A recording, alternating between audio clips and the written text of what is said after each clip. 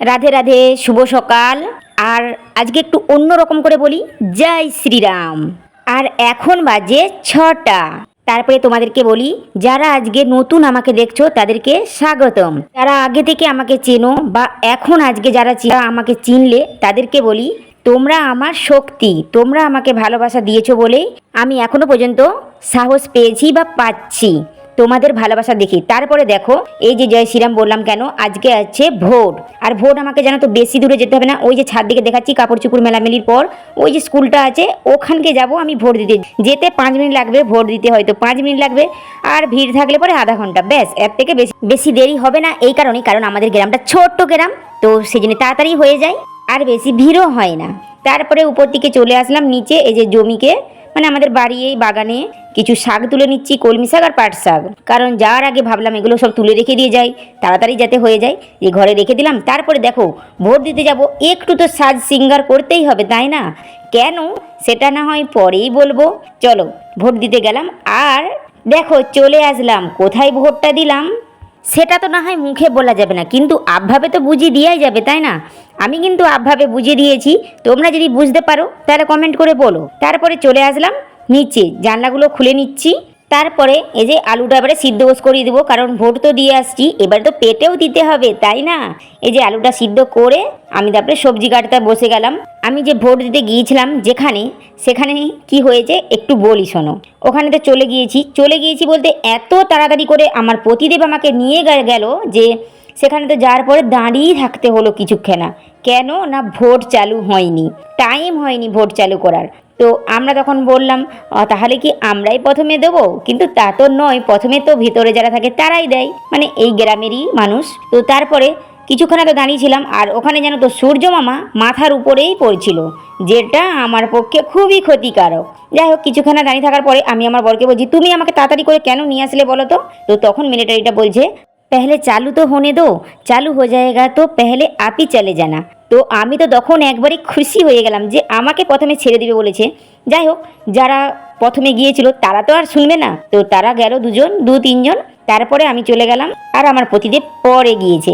তো কিছুক্ষণ ওখানে দাঁড়িয়েছিলাম আমি আমার পতিদেবের জন্য, কেন না চাবিটা তার কাছেই আছে, তো সেই জন্যেই দাঁড়িয়েছিলাম। তারপরে আসলো, তারপরে আমরা দুজনে মিলে বাড়িতে চলে আসলাম। সে আবার চলে গিয়েছে, আর আমি এখানে যে রান্নাবান্না সব জোগাড় করতে লেগে গিয়েছি।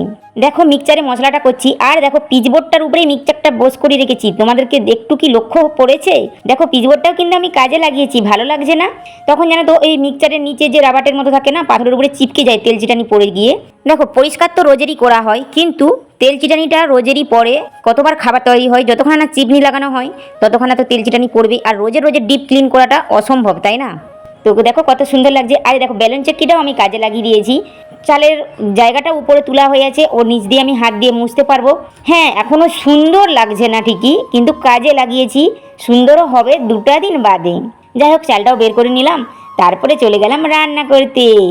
রান্না করার আগেই দেখলাম কলিং বেল বাজছে, বাইরে গিয়েছিলাম, তারপরে এসে রান্নাটা বসিয়েছি।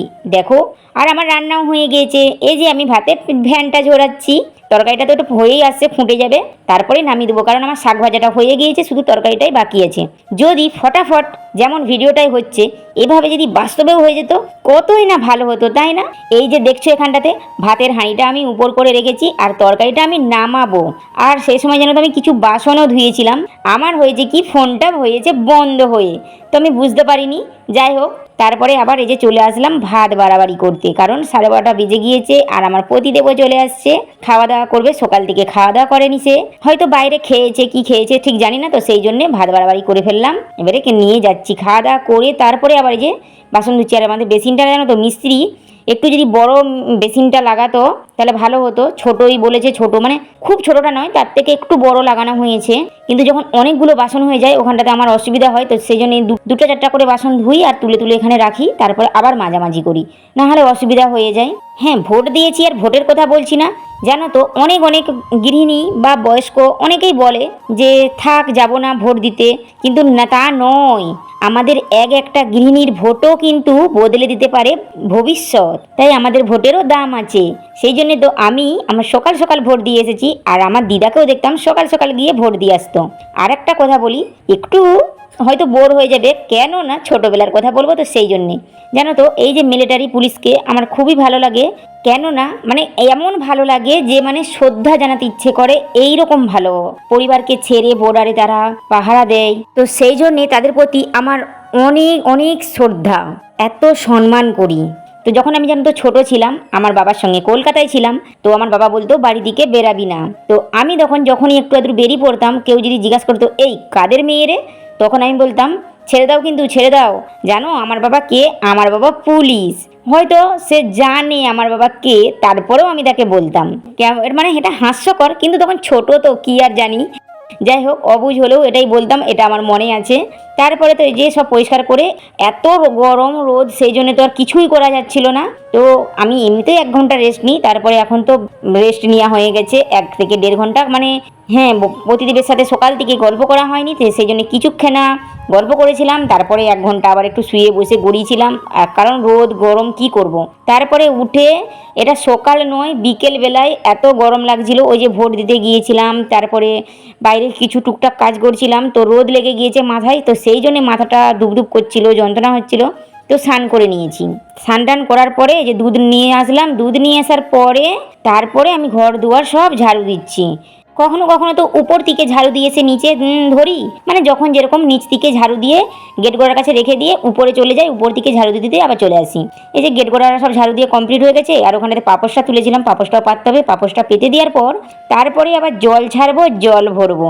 তো আমার মেয়েকে বলেছি ভিতরের দিকটা ওইদিকে জলটা ভরে দিতে।